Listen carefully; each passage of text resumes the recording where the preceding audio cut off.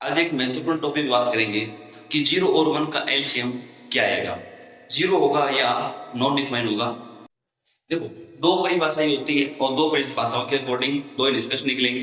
तो सबसे पहले मैं पहले वाली परिभाषा बताता हूँ कि जो अलग अलग बुकों में अलग अलग परिभाषा दी जाती है, लेकिन एनसीईआरटी जो क्या बोलेंगे उसके अकॉर्डिंग अपन बात को मानेंगे।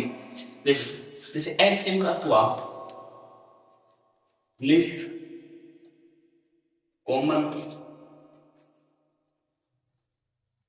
मल्टीपल कॉमन मल्टीपल, यानी सबसे छोटा उभयनिष्ठ गुणज इन दोनों संख्याओं का सबसे छोटा उभयनिष्ठ गुणज क्या होगा?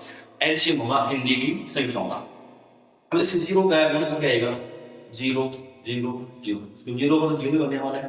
अब 1 का 1 की यदि बात करें तो 0 भी होता है, 1 भी होता है, 2 3 4। अब देखो इन दोनों में उभयनिष्ठ क्या आएगा? 0 है, इसलिए एलसीएम ऑफ 0 एंड 1 का 0 आएगा। कितना आएगा? 0 आएगा। अब दूसरी परिभाषा के अकॉर्डिंग यदि हम बात करें, यदि अपन पॉजिटिव नंबर की बात करें, जिसकी पॉजिटिव नंबर की, तो least positive common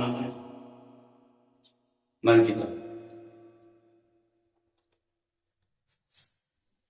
common multiple, इसकी यदि हम बात करें तो पॉजिटिव होना चाहिए एंड दोनों दिए गए नंबर है वो एलसीएम को डिवाइड करनी चाहिए। क्या करनी चाहिए?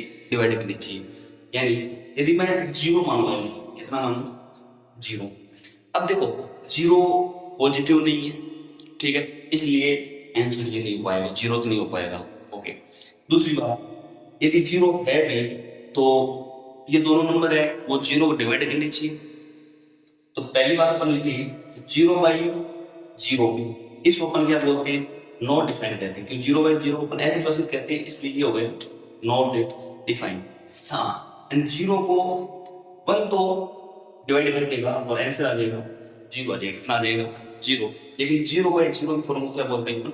नॉट डिफाइंड बोलते हैं, एप्रीमेस बोलते हैं। इसलिए एलसीएम 0 और 1 का जो एलसीएम आएगा वो कितना आएगा? नॉट डिफाइंड आएगा। तो फाइनल कंक्लूजन ये है कि एनसीईआरटी के अकॉर्डिंग 0 एंड 1 का जो एलसीएम आएगा वो कितना आएगा? नॉट डिफाइंड आएगा।